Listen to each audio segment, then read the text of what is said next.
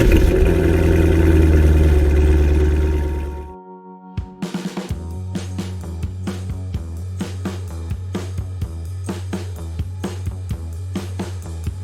listening to the Cars of Carlisle Network, podcast episode number 89. Sam and Lou Intracast, Phil Remington, Shelby American. Cars of Carlisle is your favorite internationally downloaded podcast about all things automotive. Darren and his CFC team are ever searching for interesting automotive happenings, real stories about real car people, and fun features to inform and entertain you. Each week, the Cars of Carlisle crew brings you show topics ranging from car shows to team adventures to auto racing weekends to behind-the-scenes human interest stories from car nuts that live across town, across the country, or even across the globe. Come join the road trip. Today, ride along with your Cars of Carlisle crew in our fourth installment of the Sam and Lou series of intra-podcasts under the CFC network. Listen to the latest Sam and Lou show, hosted by Cars of Carlisle crew members Lou Gianacopoulos and Sam Fahringer. The Muscle Car Millennials will cover the legacy of Phil Remington, the silent partner and legend behind the success of Shelby American.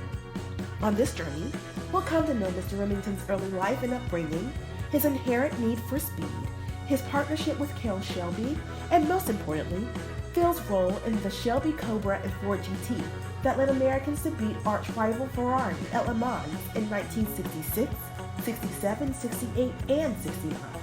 Close the hood, wipe the grease off your hands, and grab the keys to the Ford GT. It's time to learn about Phil Remington. So, let's get revved up.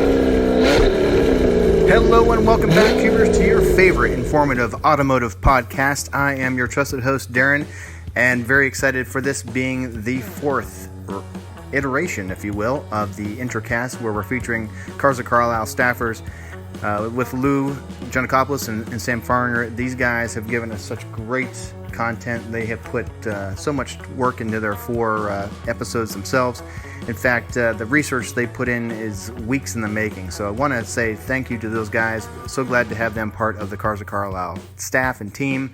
And they give so much, and I really do value what they provide. So thanks to the guys. And in fact, a way to say thank you to all of us is if you like what you hear, reach out to us. Let us know. We welcome your feedback. Be sure to share. Let your friends know about us. Put the word out. Certainly like, review, subscribe, 5 stars.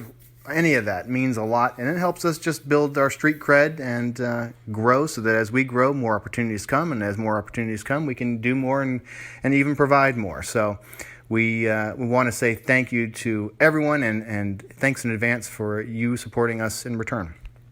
So without further ado, let's jump over to the Studio C, and we'll have Sam and Lou take it from there. Thank you, Darren, for that introduction. And Sam, how you feeling? Feeling pretty good, Lou. I'm pretty happy to be back. Had a nice long holiday break, but it's good to be back and recording with you. Quick editor's note, even though I don't edit these. Gay, we appreciate the correction on the Studebaker podcast and then your follow-up podcast. Yes, we did mess up a date. We are not perfect. We don't claim to be experts on any one of these subjects. We just like talking about them. So we'll try and get better. This 32 Studebaker President was a fine automobile, and the example that was shown at the Hershey Museum back in the fall was a nice car to kind of kick our podcast off for that topic. So we do appreciate it. Thanks for listening to it, and yours was great as well. So Sam, what we got on today's docket there? Well, today we wanted to originally start talking about Carroll Shelby and kind of the impact he's had on the automotive industry over the years. And with that, Lou kind of took on a fascination with the movie that had come out, Ford versus Ferrari. And from that, he went down a rabbit hole of a man named Phil Remington and everything that he's done for what the GT40s were, the AC Cobras, and a litany of other cars across, the 60s and even the race scene since then. So we're going to go a little more into Phil Remington than what we are Carroll Shelby. I mean, we all know that story's been told a lot. We will touch on him for a little bit, but we really want to talk about Phil today. Yeah, and the cool thing was Ray McKinnon, who played Phil in the movie, talked a lot about Remington's practicality and how he accomplished problems. I mean, we'll get into a little bit more in depth as we go, but you look at a Shelby product that came from the 62 to 68 era, and it was designed by Remington, produced by Remington, engineered by Remington. I mean, he had his name on everything, almost as a joke in like a tongue-in-cheek way, but it was legitimate. And Sam will cover kind of Carroll's life and some overlaps with Remington's early life, and we'll just kind of get into the topic from there, but certainly don't want to take anything away from the movie. I mean, we've all seen it. Well, I haven't seen it yet. I'm still holding out. My dad and I will go see it or rent it whenever it comes to video. So I was kind of slacking a little bit, but I will get there though. And if you haven't seen it, there will be spoiler alerts in history that you could easily Google. I think we all know what happened with the Le Mans win in 1966, preceded by 1967, preceded by 1968. And then finally 1969, although Remington himself only had a direct hand in the 66 and 67 Le Mans wins. But with that being said, Sam, where do you want to start? I guess with Carroll's life early and kind of go from there? Or? If you want to read or watch some videos on a little more about the Le Mans and the Ford versus Ferrari stuff, there's a few things that we would definitely recommend.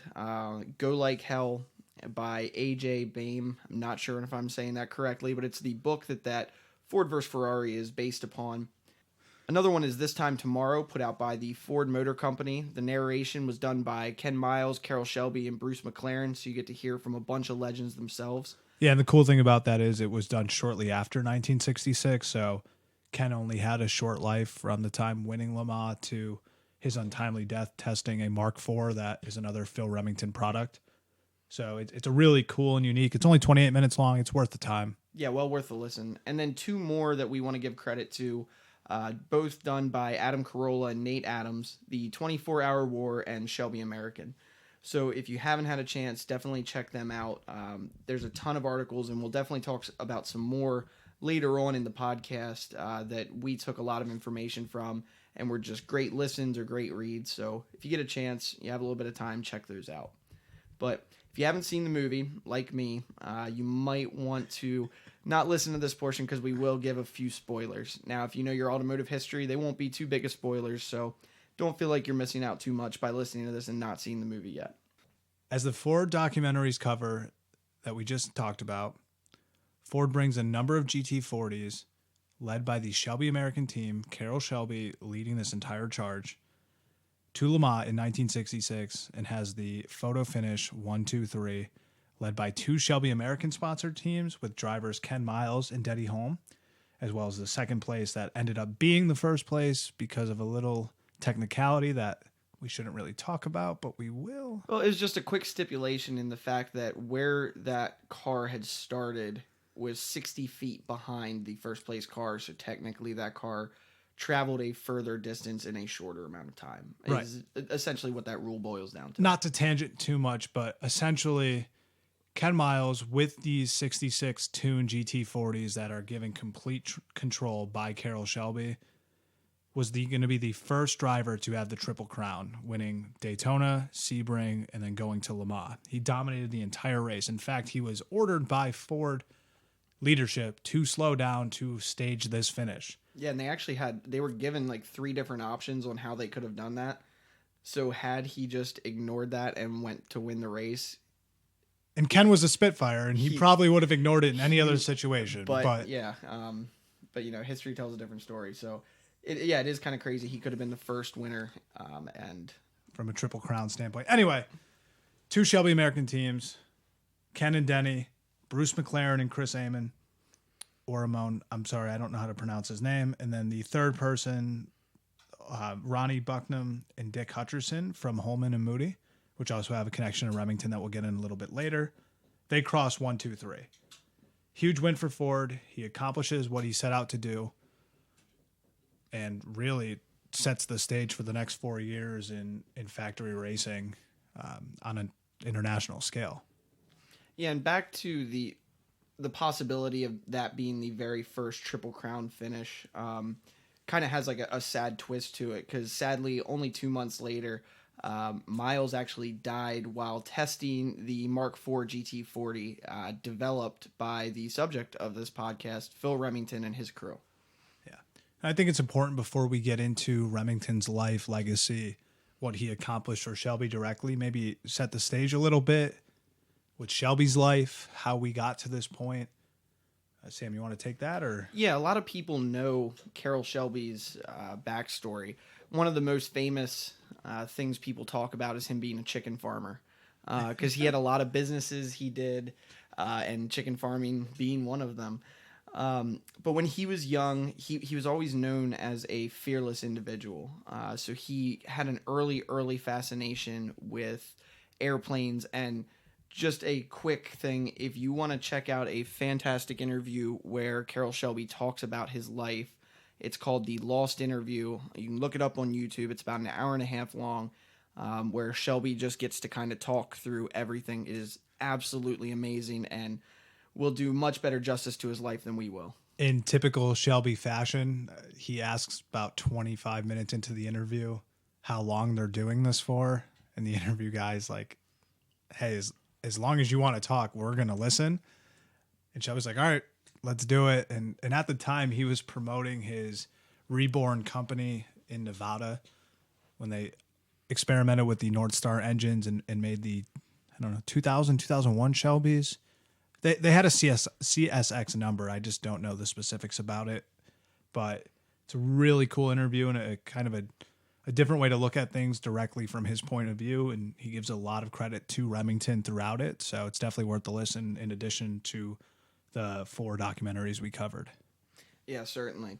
So going back to his life, we had said that he has a fascination with airplanes. When he was young, he caught the bug when he was just a young kid, and eventually joined the armed forces and became a sergeant pilot during World War II before the U.S. got involved in the war. His role essentially was to train pilots and be a test pilot for all the new aircraft that were coming out. When Shelby returned to the U.S., he had several jobs, started a bunch of companies, but always had this fascination with sports car racing, and just always kind of kept that on the back burner. But like I had said, he was a chicken farmer. He did a whole bunch of different things before he got to this point, but always held on to that, wanting to build his own car. And he actually had a few different times where he had tried that before he got to where we're going. But in his racing career, he started as an amateur racer, racing Allards, MGs, I think Jags at one point, like early on. He was extremely successful at this and hit his pinnacle winning the Le Mans for Aston Martin team in 1959. Now, we say he's fearless, and in his younger days he was, but even by Shelby's own admission, as he got older, he had a wife, he had kids. There was a turning point for him where he realized he wasn't willing to give it all to race like some other racers would. So he wasn't going to go out there and die on the track. And again, in that YouTube video, it's awesome. He talks about the day he decided to not race. And Lou, do you want to talk a little bit about that race? Yeah, I mean, he literally almost died while racing for his most famous win. And up until this point, while Shelby was really successful as both an amateur and a professional, he still got slighted by the likes of Ferrari. He won in a Ferrari in a U.S.-based race, thought he was going to get an invite from the Ferrari team to race in a specific race, and did not get that invite. So instead, he goes with Aston Martin, wins the 1959 Le Mans, but talks about during basically the last third of the leg of the final, 8 hours of the race, he's popping heart medication because he feels his heart ready to pound out of its chest. I mean, it's crazy. The way he talks about having to literally slow down on a Mulsanne straight or any part of a specific Le Mans portion of that race to just keep himself intact, let alone the car, because as we know from the Ford vs. Ferrari movie, Miles doesn't just talk about going fast. He talks about being one with the car and preserving the car and not pushing it to its limits at all points, because you have to survive 24 hours. It's not a NASCAR race where it's 500 laps and 3.5, 4 hours later, it's over. And this is a 24-hour race, day and night, rain almost every year, if not for the predominant part of the race, a large majority. I mean, it's crazy. So Shelby's not only preserving an open car because it's not a coupe, he is also preserving his life, where at that point he realized this may not be his legacy within automobile manufacture or automobile racing. He still wins, which is crazy. He's still a prolific racer, but like oddly wasn't the guy who was like racing is my entire life and this is all I ever want to do, and still was one of the best.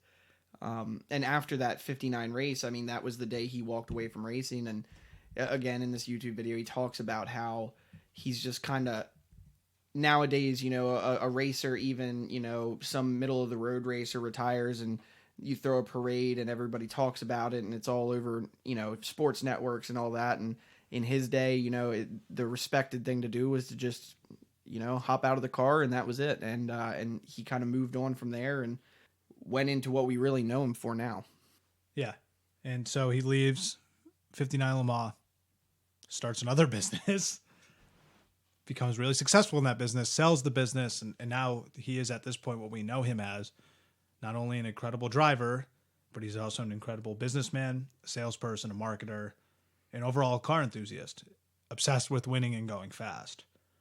He had heart problems his entire life, first diagnosed at age 7, dealt with it, and tried to find his next path with a little cash influxed.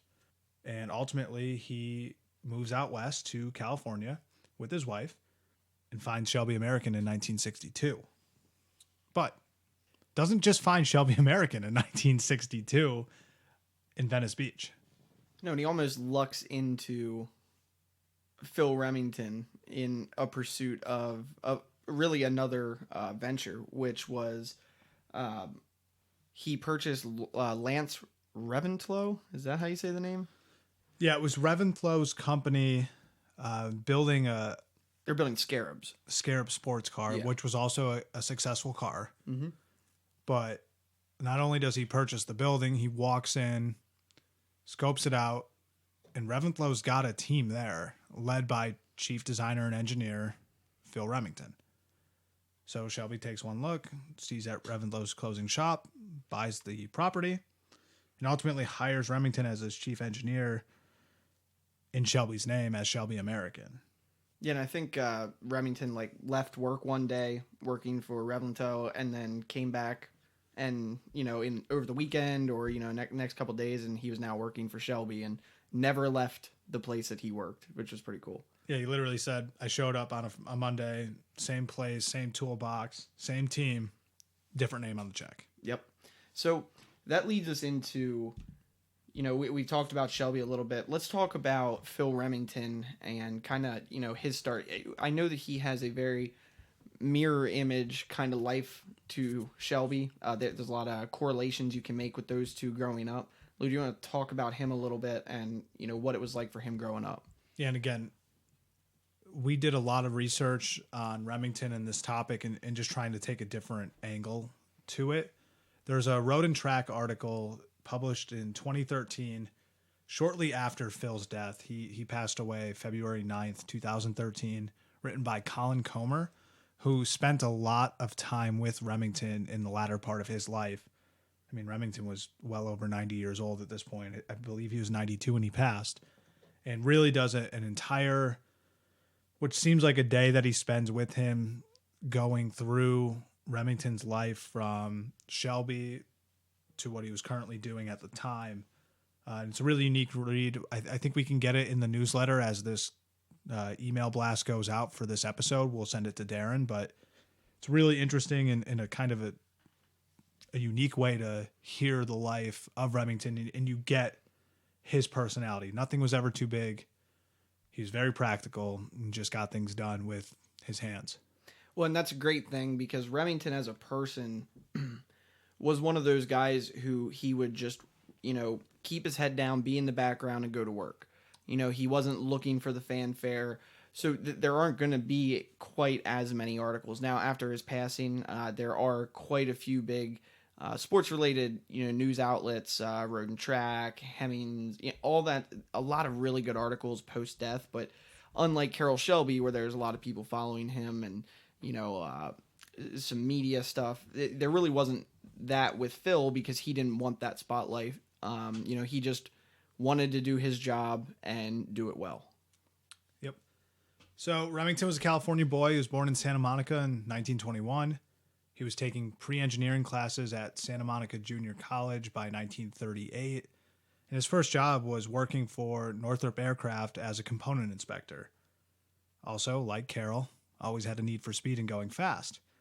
He was a founding member of the legendary Santa Monica Low Flyers Hot Rod Club, a group that required each one of its members to prove that their car can exceed 90 miles per hour.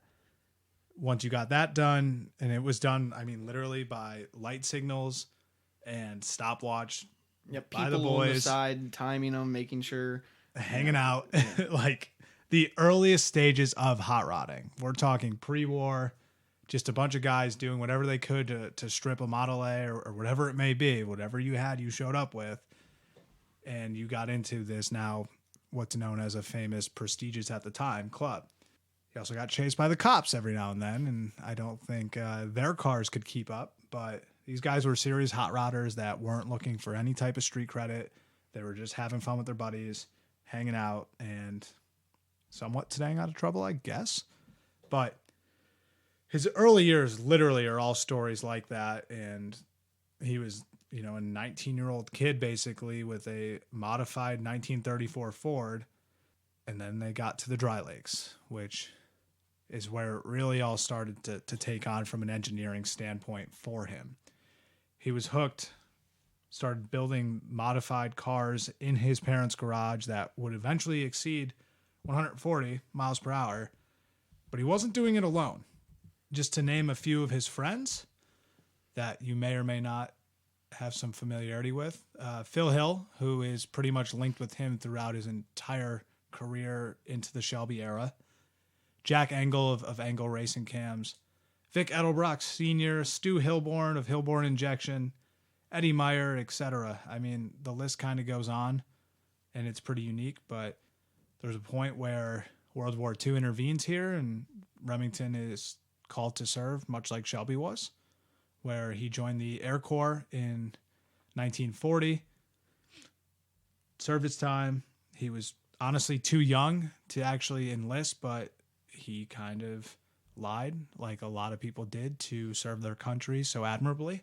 He was also colorblind, so he had to memorize the charts to even be accepted into the Air Corps, and he was flying in the South Pacific as a B-24 flight engineer. So it's kind of, as Colin says here, it's how he operated. Extraordinary moment, described with absolutely no fanfare. It was just matter of fact.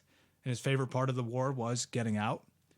So, Sam, I don't know about you. So far, both lives are very similar up until this point when we're looking at post-World War II. Yeah, obsession with cars, obsession with speed, aviation, just going fast and building something out of nothing. Carroll Shelby a little bit more. He wanted to build his own car. That was always his goal, was to build his own vehicle. Whereas Phil Remington wanted to just go fast in whatever he had. So, but very parallel ways that their lives came. Whereas Phil was more of on the engineering side, though, Carroll was that supreme marketer, salesman, businessman, which made them such a beautiful fit together. Right. And really, after the war, Remington got right back to where he started. He's out on the dry lakes being hired by people to make their cars go faster. He was an engineer first, right? So working with everyone and anyone to, first and foremost, help, but also make a little bit of money. Because at the time, it's not like racing today where you need X amount of money to get into NASCAR, or you need X amount of money to even compete in something, more user-friendly like autocrossing. It takes a lot to play. But at the time, it was just a bunch of buddies going out, finding ways to make their cars lighter and faster to compete. And yeah, money mattered. You won some money for winning races, but it wasn't the cost of entry. So it was a little more like talent based than it was, who has the best parts. you got to think there wasn't the huge modified aftermarket that, we're all accustomed to these days. It was more grit and determination by, overall car enthusiasts that truly love what they were doing. Those were the guys that were winning. Right. So here we are, and throughout the 50s, Remington's doing this. He's, working jobs as needed, but he's also primarily a race car engineer and a racer himself. Yeah, and so this kind of, we now get back to what we were talking about with Revlinto. In the late 50s, Remington was approached by Lance Revlinto to become the head engineer for building his own car, the Scarab. We should also make it clear that Revlinto had a lot of money. He did. He was the heir to the Woolworth fortune, the son of Barbara Hutton, and the stepson of Cary Grant. So this man had a lot of money. I have no idea who those people are. Regardless. Revlinto had been racing in Europe, like we said, wanted to build his own car, the Scarab. So he set up the shop in Marina del Rey, and that is when Phil came on as the chief engineer. And the car was super successful. Again, I didn't know much about it before we started doing this research, but Road and Track, ironically enough, same company that Colin wrote this article for, called it the most potent sports car in the world. And Revlinto wanted more. He wanted it to be a era period correct Formula One racer in Europe and be competitive.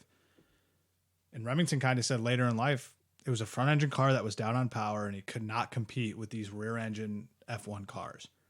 They built a mid-engine F1, but by the time they did that, the IRS came knocking. I don't know what exactly happened, but Lance got into a little bit of trouble. And apparently they only allowed it to call it as a business loss for so long before they started to recognize it not really being a business. So as they're shutting down Lance's place, someone walks in. Yeah, and that brings us right back to Carroll Shelby walks in, takes over the shop. Remington goes to work at his same bench with his same tools, now getting paid by Carroll Shelby. So this is when Shelby had actually brought over the first of the Cobras that he had built at Dean Moon's shop. And I guess just a quick piece of history here. We know Carroll Shelby for the Cobra cars, the two-seaters from England that were built by AC. And this is where the two first collaborated in a full partnership under the Shelby American name to create the CSX series Shelby Cobra. So just like that, Shelby brings the Cobra he built at Dean Moon's shop to the former Revlinto building. Same place for Phil, different name, Shelby American, same check number, but different name on the check. And here they are starting their first partnership, improving this AC bodied and AC chassised Shelby Cobra with a Ford 260 at first. And eventually it would evolve into the 289 and 427. But yeah, and I think there's an important distinction that I actually didn't know about until we had gotten a little further into this research. So the AC Cobra is one of those things with, we've always been told it's an AC Cobra. But listening to Carroll Shelby, reading about Phil Remington, from what we understand, the chassis that was brought over essentially was completely de-engineered, or let me say deconstructed and re-engineered because the pieces were breaking, nothing worked. So the fact that it is known as the AC Cobra is kind of odd because it really didn't have any AC parts on it. Outside the body, right? Yeah, it was essentially, by the time they were all finished with it, they kept saying, even every nut and bolt would break off and they would have to replace it. So, it started as an AC body and chassis and ended as just an AC sheet metal. Right. Which brings us to the first car Phil really lists on his resume, the competition Cobras. So yeah, Carroll had to build enough cars to sell in partnership with Ford because they did, at this point, Ford was supplying engines. I don't know who Carroll convinced. He talks about it in his, the interview, the hour-and-a-half interview, the Lost one. But he convinced someone at Ford to give him a bunch of engines to put in these little Shelbys and make some money. and they weren't making a lot of money, but just enough to fund their racing careers. So they built several cars that are taking down every Corvette in every form of racing domestically, as well as competing at a Le Mans and competing internationally, and being able to do just enough with a relatively small engine, a 289 in its biggest capacity, and a small car, but they weren't super aerodynamic. They were just a lot of fun, and Carroll actually himself preferred the 289 version. He felt like the 427 versions that they experimented with later were just a little too much power. Well, yeah, because in his mind, the Cobra was built like the European sports cars. You know, the MGs, the Jags, Astons, like the small, sporty little cars, 6-cylinder engines. He talks about how when they went to the 427, you know, part of the problem is you're not just upgrading the size of the engine. You're upgrading the size of the transmission, the size of the rest of the drivetrain, back to the rear end. Everything has to get bigger, beefier, and ultimately heavier. One of the things that they did with these Cobras that, you know, the real secret to their success, as they would say, was actually the width of the tires that they had put on. With the chassis that they had, they could fit much larger tires. So the cars, while not technically superior to really anything else, were winning, and, you know, by Carroll's own admission, strictly because they had bigger tires than what everybody else would put on at the time. Yeah, it was a really unique start to their partnership.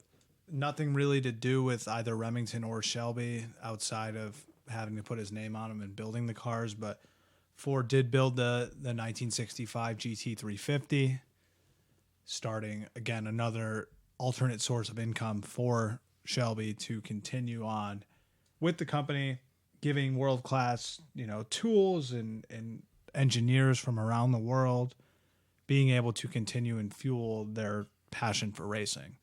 But I think we all know where we want to get. Oh, and that is definitely the GT. The GT40, which, I mean, this is the crux of the movie, Ford versus Ferrari. This is the car. And let's start with a little bit of backstory on why this car was ever built in the first place. And just really quick sidebar, we're not going to talk about the Shelby Daytona Coupe, the car that won Le Mans on its own right. It was in an alternate class. It wasn't a manufacturer's class. I don't remember what it was off the top of my head. But Remington, although had a part in it, that car was primarily a Peter Brock and Ken Miles design, almost in the back of the shop for a brief period of time. It was not their main focus. So while it's personally my favorite Shelby car, we're not going to talk about it. We're going to focus on the most famous Shelby/Ford combination that had every fingerprint over every inch of the sheet metal, the engine, suspension, interior. I mean, you name it, Remington touched it in some degree. Okay, so first and foremost, why did the Deuce, Henry Ford II, even want to participate in Le Mans? Not mainly, solely because he hated Ferrari so bad. There was an opportunity at the time for Ford to acquire Ferrari, and Ford wanted to really bad. They got into a little bit of an issue where Ferrari wanted to retain control over the sports car division, keep the name, keep all of the, you know, the oversight, and essentially be the CEO of that portion. They came to a point where Ferrari kind of quickly and abruptly removed himself from that portion of the deal. This kind of enraged Ford, and Ford decided to open up his checkbook and throw more money at any racing project, I believe, ever, since and ever. I mean, the most money ever thrown at anything, any car racing project like this, just to beat Ferrari. That was the sole motivation of why this started. And Shelby and Phil Remington were the men behind it. Luke, tell us a little bit about this car. Yeah, so Lola Design Corporation, Lola Engineering, I don't know the actual company, but Lola out in England, much like AC, had a race car body and chassis that Ford became partners with to ultimately create the GT40. 40 standing for the car was 40 inches off the ground from roof line to road, excuse me. So road to windshield. Right. So they enter in this agreement, and Shelby's a part of the team in 64 as they begin this journey. He is not the lead. He is not controlling anything. It's Ford has operational and engineering design control led by Roy Lund, who's a Ford employee. And then Lola also has a large involvement because it's ultimately their body and chassis. So they go together and they have a massive disappointment season in 64. Following a Nassau race in 64, they literally ship cars that just raced after, engine issues and aerodynamic issues and the whole nine, and they ship them right to Shelby. Has now moved from the original location to an airport hangar style facility in California, and he's now given full operational control.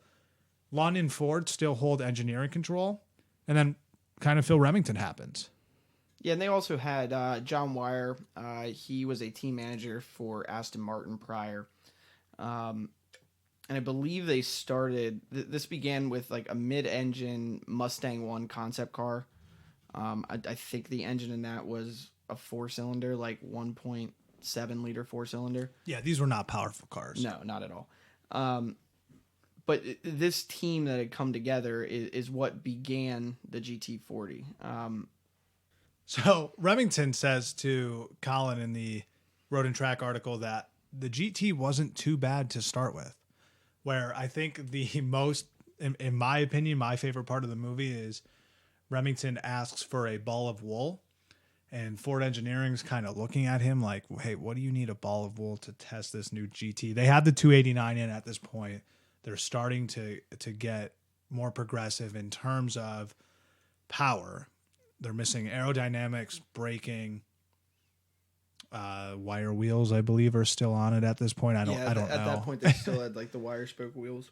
And I guess let's be clear here. The ball of wool scene is almost like a joke because they're taping just 4-inch piece of strings to every inch of the car to kind of see as it's going around a track how it's doing. But it's not like Ford Motor Company, led by Roy Lund, didn't have aerodynamic machines, computers. I don't know if a wind tunnel was present, but they had a lot of engineering advancements that Shelby did not have.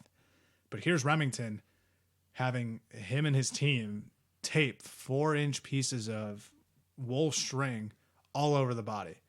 And I think that was the first major advancement toward the car. They pretty much redesigned everything, whether it was subtle or not, but it was no longer a Lola. It was a Ford Shelby GT40.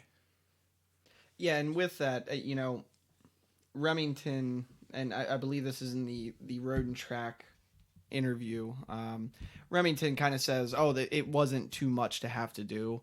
And that was kind of his subtle and undersold way of speaking, but realistically, they did everything pretty much from the ground up. To him, they didn't have to do much, only included brakes, suspension, chassis, aerodynamics, weight reduction, engine upgrade. So literally they did everything. And with that, some of the big advancements that they had come with that really helped them win the races came in the braking section. And some of those advancements were the free-floating rotors to make for quicker changes, so leading to shorter pit stops. They were having an issue where the rotors would break with straight drilled cooling passages. Yeah, cooling passages. So they actually developed a curved cooling passage, which cut down on that, which means less changing things out. Just a ton of little, almost fly by the seat of your pants innovations that really made this car stand above Ferrari. Yeah, it was pretty cool. You see it in the movie. Remington is going through the rule book, and he's kind of looking at it, and there's nothing that says you can't change a one-piece multiple part at one time. So they designed this all-in-one rotor, caliper, pad, control arm assembly where it was quick release, quick install. And all teams got access to this. The Holman Moody team, Shelby American team, I mean, Ford was trying to win regardless of what sponsored team wins. But there's a rumor. At one point, Miles comes in during Le Mans in 1966, swaps in new rotors, and returns a lap later. Remington and the team are looking around. They're like, what's going on? He's like, the brakes aren't right. They're not right. And Shelby American is essentially like, well, they're right. We just swapped these in. And they had this process where they're bedding rotors to not have to allow racers to kind of break them in the first lap. They're doing them on the sidelines with, sanding techniques, etc. And it's rumored that the Holman Moody team, who ended up coming in third place, stole a set of those bedded in rotors. But I don't know if that's true. It's only hearsay. It is written in. It might be on the Shelby official website. But here we are 50 years later. And these techniques, led by Phil Remington, are the reason that not only they win Le Mans 1966 with the Mark II, they also win Le Mans 1967 and 68 with the Mark IV that unfortunately Ken Miles did pass away in testing this new honeycomb design to have increased strength within the chassis and body, as well as a lighter form of weight reduction. So with the combination of the brake improvements, the cooling improvements of the brakes, the aerodynamics led by Wool, and the engines, the 427s that really powered these things to a 1-2-3 finish in 1966. This starts a 4-year win streak for Ford and Shelby American for 66, 67. By 68, Shelby is now retired to Africa. Shelby American kind of disbands as a company. Well, I think he left mainly because he was tired of the politics in Detroit and having people, fight against them. I know that there was a lot of talk from Shelby about how people who weren't on his team and his team was doing so well kind of worked to undermine him, and Shelby never really cared about that. He just wanted to build cars, and I think in 68 he kind of got fed up, and that was the end for him. Yeah, and it's something you never saw Remington do, even during 66, for example. They're all celebrating in the winner's circle, and rightfully so. I mean, McLaren wins by technicality. Ken Miles is still a super accomplished racer. Shelby and Mr. Ford are in the winner's circle, and Remington's packing up his tools. The job was over for him. He accomplished the mission. He accomplished the task. And now it's, hey, let's get back to the U.S. and what's next. And that's kind of a testament to his character of, he was always described that way. And even when he was eulogized by a lot of different people in the racing industry after he passed, that was a common theme with him is, he wasn't looking for the accolades. He was looking to get the job done. And once the job was done, it was time to move on to the next job. And, he was a man who never stopped working. Yep. And they accomplished that same job 3 times over, 66, 67. Ford goes on and does it 68 and 69. But 68 is kind of a whole different path that Remington takes. He ends up partnering with Holman and Moody, with John Holman, that he knows again from the overall GT program, moves out to North Carolina and works on their NASCAR vehicles with the Cobra Jet Torinos. Not really for him. We kind of, I don't want to say we talked ill on NASCAR earlier, but it's a lot different in terms of a technical engineering challenge for a 24-hour race as it is for a 500-lap race around an oval, right? And it really, I mean, truthfully, he never talked bad about it. His wife and himself, they're California born and raised. They did not love North Carolina. So he gets an opportunity with Dan Gurney, who, again, another racer for Shelby American in 1966 Le Mans, after which was a success again with the Holman and Moody NASCAR team, because they win pretty much every and any race. I mean, not literally, but they won the championship for that year. Kind of decides to move back to California, and he's given the opportunity by Dan Gurney, who, again, another Shelby recruit as a racer. He was one of the do not finishes with a 7-liter Mark II, a 427 Mark II in 1966. They due to a radiator in like the 18th hour, or probably they would have finished, but again, showing a testament to a 24-hour race.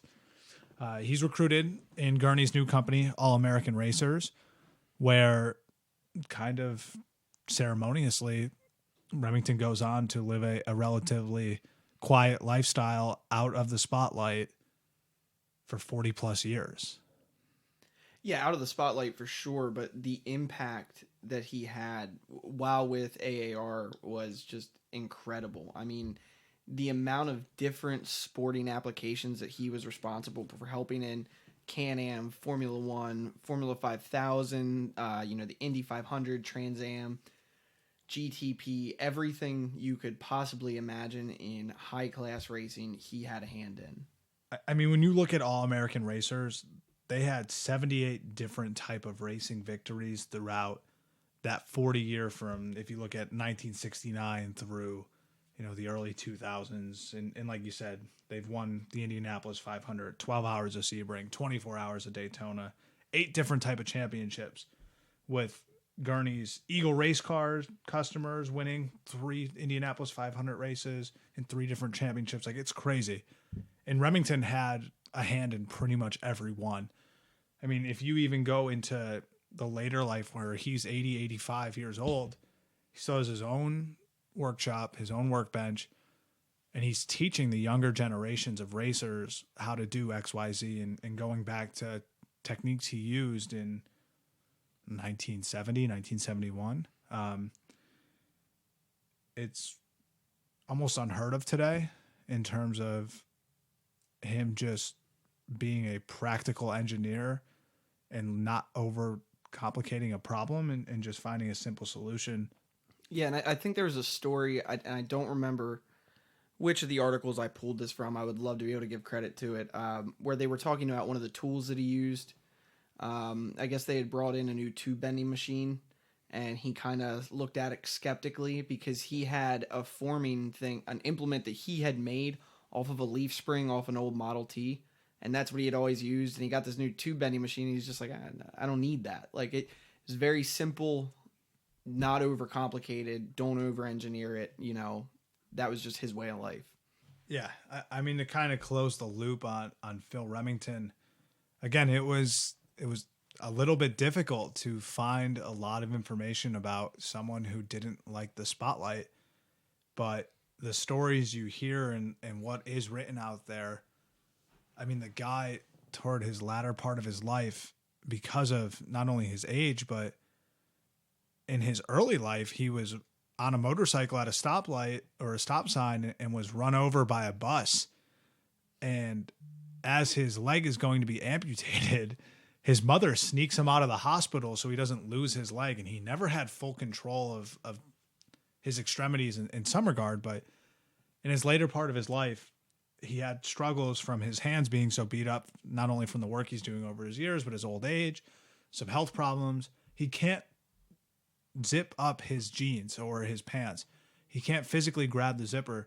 So he goes out to his back shop and just forms out of a hanger and some other old tool equipment a tool to literally zip up and zip down his pants. I mean, the guy literally is the definition of finding a practical solution to something that's not easily accomplished, and he did. Yeah, for sure. And unfortunately, Phil Remington passed away on February 9th of 2013. He was remembered by a lot of the greats. Lou earlier in the episode had mentioned a bunch of the people he began racing with out in California, which in their own right went on to become legends of the sport. But even Carroll Shelby, by his own admission, says that, a lot of the things that he was able to do would not have been possible without Phil Remington. We've been talking this whole time how he wanted to stay out of the spotlight, but all of the things that he did made everybody around him better and made a lot of crazy innovations almost, just out of nowhere that Phil would come up with. So his impact has been just long lasting. And, for a guy who worked, he was born in the 20s? 1921. And he worked until 2010s. I mean, that's an incredible body of work, and he's had a hand in a lot of stuff. And Remington was honored in the Motorsports Hall of Fame class of 2019 sports car inductee. He was noted as a 7-decade career as one of auto racing's top craftsmen, filled with success, victory, and championships. His resume was his reputation, and the serial success he savored made him welcome anywhere he chose to park his toolbox. Although he didn't go too far after Shelby and went Once right he to hit AAR. yeah, that toolbox stayed pretty close. Those he worked with alongside knew him as the man who can simply get things done. With that being said, this was probably my most favorite research article I've ever done. I mean, go rewatch Ford vs. Ferrari, and you'll get snippets of Phil. You'll get him trying to sell a Shelby out of Carroll's shop at one point where he needs Carroll's help, and that never happened. They were never selling cars out of Carroll's direct shop. A little artistic license. Yeah, they were sold through Ford and Lincoln dealerships. It wasn't this special thing where you can go meet Carroll, hang out, have a test drive. But that was, as he was so affectionately called, that was Rem. He was doing anything Shelby or anyone else asked of him to do, and was just trying to get things done in an appropriate way.